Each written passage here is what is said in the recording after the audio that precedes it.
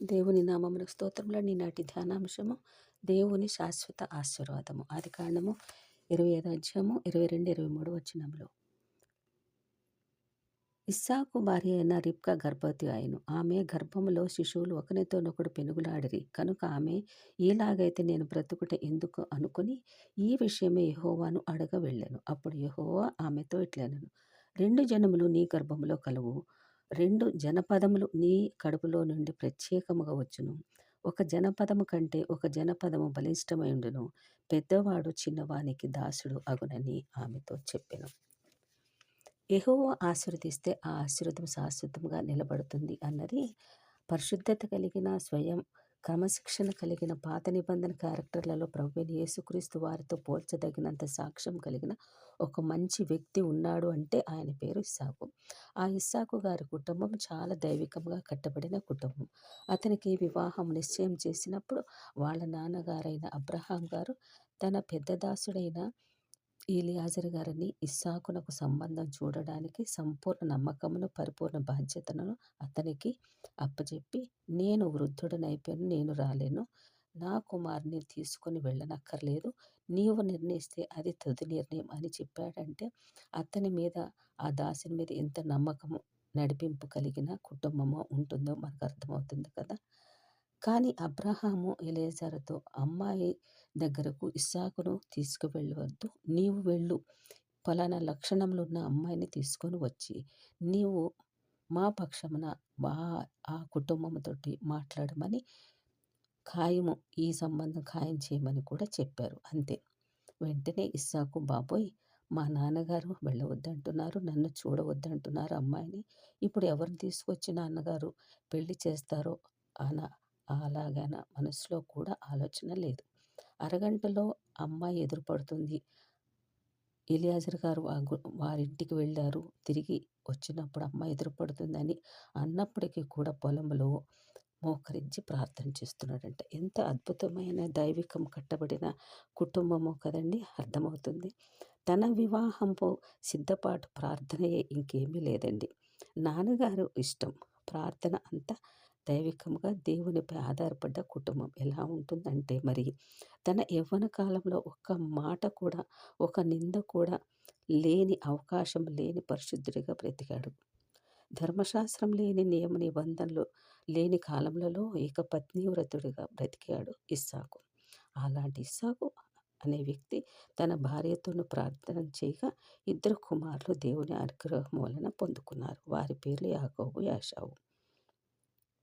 చాలా కాలము చాలా ఆనందంగా సాగిపోయి ఆ కుటుంబము సహజంగా 2 పిల్లల్లో పెద్దవాడు నాన్నగారికి ఇస్సాకుకి చేరిక అయ్యాడు. చిన్నవాడు అమ్మాయిన రెబ్కాకు చేరిక అయింది. ఇక నాన్నగారికి అన్ని పనులు సహాయము, సహకారము, పరిచర్యలు చేస్తూ నాన్నకి ఒక చేతికర్రగా సమానమైపోయాడు పెద్దవాడైన యాషావు. నాన్నగారు కదిలితే, ఒరే పెద్దవాడా, అది ఎక్కడ ఉందిరా అంటే, నాన్నగారు ఇదిగో అని పెద్దవాడు. అమ్మగారు వంటగదిలో సకల సంతోషాలు, సహకారము చిన్నవాడు. ఇక అమ్మకి ఒక పాత్ర అందించాలన్నా, ఏదైనా తీసుకుని రావాలన్నా, వండిన తర్వాత ఉప్పు కారాలు సరిగా ఉన్నాయా లేదా, లేకపోతే నాన్నగారు కోప్పడతారు అని ముందే రుచి చూసి బాగుంది లేనిది చెప్పేదంతా కూడా చిన్నవాడని యాకోబు. ఇలాగ ఆనందమయమైన కుటుంబం సాగిపోతూ ఉంది. ఆనంద కుటుంబం దేవుడు ఆశీర్వదిస్తూ శాశ్వత ఆశీర్వాదమును ఎట్టి అడుగులు వేస్తుందో వారితోనే ఉంటూ వారిని బలపరుస్తున్నట్లుగా గమనిద్దామండి. తండ్రి అయిన ఇస్సాకు ప్రభు దగ్గర వెళ్ళే సమయం ఆసన్నమైంది. అంటే మరణించే సమయం ఆసన్నమైంది. ఈ ప్రత్యక్షత భక్తులందరికీ, చాలామందికి స్పష్టంగా అర్థమవుతుంటుంది. వెళ్ళిపోతున్నానన్న పరిశుద్ధులందరికీ కూడా కృప కలిగిన వారు చాలామంది ఉంటారు. పెద్దవాడిని పిలిచి, పెద్దవాడా, ప్రభు నన్ను రమ్మంటున్నాడు, నేను ప్రభు దగ్గరకు వెళ్ళిపోవాలి, నేను వెళ్ళక ముందు నిన్ను ఆశీర్వదించాలనుకుంటున్నాను. నమ్మకంగా నీవు నాకు అన్ని సేవలు చేస్తున్నావు, ఆస్తి, అంతస్తులు, పొలము అన్నీ, నేను చచ్చిపోతే నీ మాట నీకు ఉంటుంది, కానీ నిన్ను మనస్ఫూర్తిగా దీవించాలనుకుంటున్నాను. దేవుని కృప నీ మీదకి రావాలి అని ఆశపడుచున్నాను. అందుచేత నాకు వేట మాంసం అంటే ఇష్టం కదా, నీవు అడవిలోనికి వెళ్ళి వేటాడి దాన్ని రుచిగా వండి నాకు వడ్డించు. నేను తిని తృప్తి పొంది నిన్ను ఆశీర్వదిస్తానన్నాడు నాన్నగారైన ఇస్సాకు. అంతకన్నా భాగ్యమా నాన్నగారు? నా తండ్రి కోసం నేను ఆ మాత్రం కష్టపడలేనా? నా బాధ్యతగానే ఇన్నాళ్ళు చేస్తూ వచ్చాను కదా! ఇప్పుడు ఆశీర్వదించబడుతున్నానంటే చేయనా? అలాగే నాన్నగారు అనుకుంటూ ఒక్క ఉదుటున పరిగెత్తాడు. చక్కగా వేటాడాడు. రుచికరంగా వండి చక్కగా ఒక పాత్రలో నాన్న కోసం తెస్తున్నాడు. ఈలోపు ప్రక్క గదిలో ఉండిన అమ్మగారు ఆ మాట విన్నారు. పెద్దవాడిని ఆశీర్వదిస్తాడా? అలాగ జరగకూడదే. ఎందుకు జరగకూడదు? తనకు వాగ్దానము ఒకటి ఉంది. ఇద్దరు పిల్లలు గర్భములో పెనుగులాడుతున్నప్పుడు నేను చనిపోతాననుకొని భయపడి, బాధపడి ప్రభు దగ్గర ప్రార్థన చేస్తే ప్రభువే చెప్పాడు కదా! ఏమి కంగారు పడకు బిడ్డ, నీ గర్భంలో 2 జనపదములున్నాయని ఆదికాండం 22, 23 ఇందాక చదువుకున్నాం కదండీ! ఆ మాటలు. పెద్దవాడు చిన్నవాడికి దాసుడైపోతాడు. చిన్నవాడు దీవించబడతాడని చెప్పాడు కదా! ఆ మాట గుర్తుకొచ్చింది ఇప్పుడు. అప్పుడు నాకు దేవుడు 20 సంవత్సరముల క్రితమే చెప్పాడు. చిన్నవాడైన యాకోబు దీవించబడతాడని. ఇప్పుడు ఈ దర్శనము తెలియని, ఈ వాగ్దానము తెలియని వాళ్ళు నాన్నగారేమో పెద్దవాడిని ఆశీర్వదిస్తానంటున్నారు. దర్శనం కలిగిన వ్యక్తిగా, వాగ్దానం పొందిన వ్యక్తిగా నేను ఏదో ఒకటి చేయాలి. అమ్మ బాబోయ్! లేకపోతే దేవుడు నాకు బయలుపరిచిన దర్శనము ఉపయోగం ఏముంటుంది? నాకు ముందే చెప్పాడు మతిమరుపు దానిని. నాకు నువ్వెందుకు సిద్ధపడలేదని అంటాడు దేవుడు. నేను చిన్నవాని ఆశీర్వదించబడడానికి సిద్ధపడతాను అనుకుంది. ఏది ఏమైనా దేవుడు నేను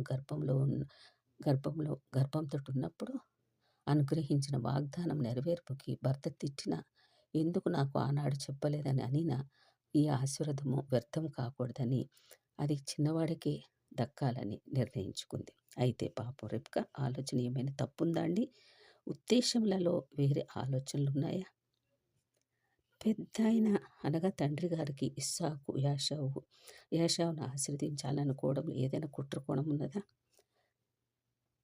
స్వార్థం ఉందా? చిన్నవాడికి ఆశీర్వదించకుండా పెద్దవాడికి ఆశీర్వదిస్తున్నానని తండ్రి గారికి ఏమన్నా ద్వేషం ఉన్నదా?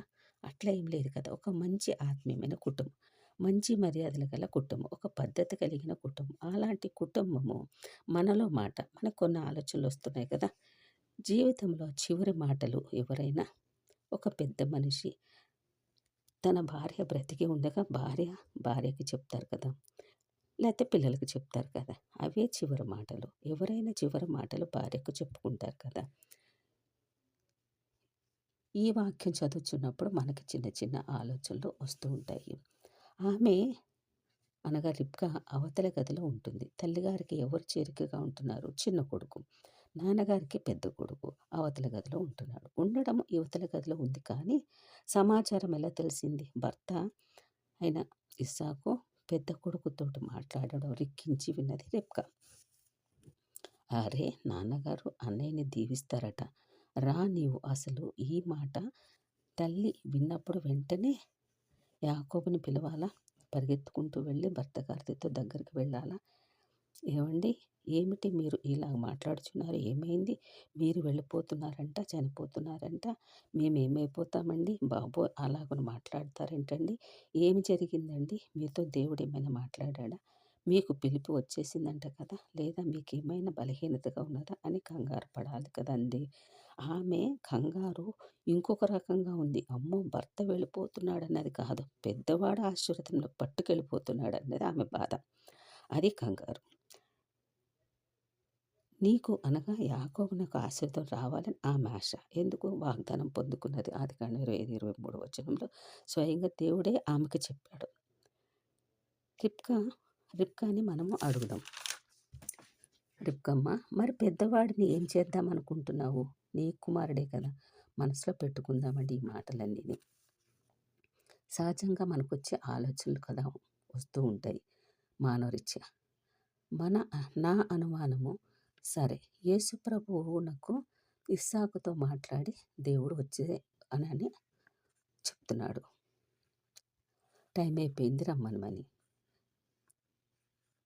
చేతి క్రింద తండ్రి అయిన ఇస్సాకు చేతి క్రింద అన్ని సకల పరిచర్యలు చేస్తున్న నమ్మకమైన పెద్ద కుమారుడు ఉన్నాడు. కృతజ్ఞతగా బాధ్యతగా దీవించాలనుకున్నాం. ఇది నీ బాధ్యత కూడా. నీ ప్రేమ కాదు. నీ బాధ్యత కూడా. అంతా బాగానే ఉంది కానీ, ఇంతకాలము నీ ప్రేమ అతగాడు చేసిన పరిచర్యలు, సపర్యలు, సేవలు, పెద్ద కొడుకు స్థానము, నీ ఎదుట కనపరిచిన నమ్మకత్వం, వాడిపై నీకున్న ప్రేమ వెళ్ళిపోతున్న చివరి గడియలో ఇవే ఇవే అతనికి ఆశీర్వదించడానికి చాలవా? ఒక రుచికరమైనటువంటి వేట మాంసం వండి పెడితే తిని తృప్తి పొందితేనే తప్ప ఆశీర్వదించాలనిపించదా? ఇది మనకి ఒక చిన్న ఆలోచన అండి. ఆలోచన వస్తూ ఉంటాయి కదా! మనం కూడా ఆలోచన సుమా. ఆశీర్వాదానికి మాంసము కూరకి ఏమిటి సంబంధం? ముఖ్యంగా ముఖ్యంగా తండ్రులు చెప్పాలి. ఎందుకంటే ఇప్పుడు తండ్రే కదా మాంసం కూర తీసుకొచ్చి నాకు వండి పెట్టితే నేను ఆశీర్వదిస్తానని. ఇది తండ్రులు ఆలోచించవలసింది. తండ్రి ఇస్సాకు కాబట్టి ఇప్పుడు ఒక సిద్ధాంతం అయి కూర్చుందది. అందుకే తండ్రులు ఆలోచించాలి. మాంసపు కూర అయ్య బాబోయ్! మనకు ఆశీర్వాదం ఎలాగొస్తుందండి? మీరు తినకపోతే ఎలాగండి? ఎవరైనా ఆశీర్వదించబడాలంటే ఒక మంచి వేట మాంసం కూర పెడితే దీవించబడతారు అంటే అది సిద్ధాంతమైతే భూమి మీద ఎవరైనా శాపగ్రస్తుడు ఉంటాడా? ఒక కేజీ కూర కాదు కదా! 5 కేజీల కూర తినేవాడికైనా తీసుకొచ్చి పెడితే జీవితానికి సరిపడా ఆశీర్వాదాలు వస్తాయి అంటే ఎవరైనా పోగొట్టుకుంటారా? శాపంలో ఎవరైనా బ్రతుకుతారా? ఇవన్నీ సందేహాలు కదండి మనకి. ఇప్పుడు మీరు ఆలకిస్తే, మనమందరం కూడా ఆలకిస్తే, ఈ సందేహాన్ని మన ముందు పెట్టిన ఒక ప్రశ్న మనకి మిగిలిపోతుంది. అట్లయితే ఏమందుము? ఇస్సాకులో కుట్ర కోణం కలదా? ఛీ! మనకు అట్లా అనిపించట్లేదు కదా! మరి అలాగని రిబ్కమ్మ చెడ్డదా?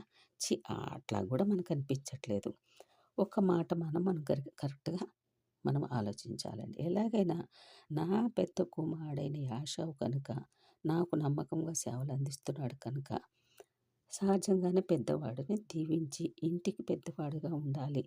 వాడిని దీవించాలని తండ్రి గారి సంకల్పం. తప్ప పెద్దవాడు దీవించడం తప్ప, తండ్రిగా మనస్ఫూర్తిగా దీవించడం తప్ప వాగ్దానం ఉంది కనుక చిన్నవాడైన యాకోబుని దీవించబడతాడని ఏనాడో బయలుపరిచాడు కనుక యాకోబు దీవించబడాలి, యాకోబు నష్టపోకూడదని తల్లి ఆరాటపడడం తప్ప. ఇప్పుడు ఏశావు పెద్దవాడు ఏం చేశాడు? నాన్నగారికి సపర్యలు చేశాడు. చిన్నవాడు ఏం చేశాడు? అమ్మ చెప్పిన మాట తూచా తప్పకుండా చేశాడు. ఈ కుటుంబంలో దేవుని కృప పొందిన కృప పొందిన దేవుని చేత ఆశీర్వదించబడిన కుటుంబముగా ఉన్నది. ఈ కుటుంబంలో రేపొద్దున ఏమవుతుందో మనం ఒకసారి ఆలోచిద్దామండి. ఇక్కడితోటి ఆపేస్తున్నాను. రేపు కొనసాగింపుగా రేపటి దినమున శాశ్వత ఆశీర్వాదం ఎట్లా వస్తుందో మనం నేర్చుకుందామండి. ఆమె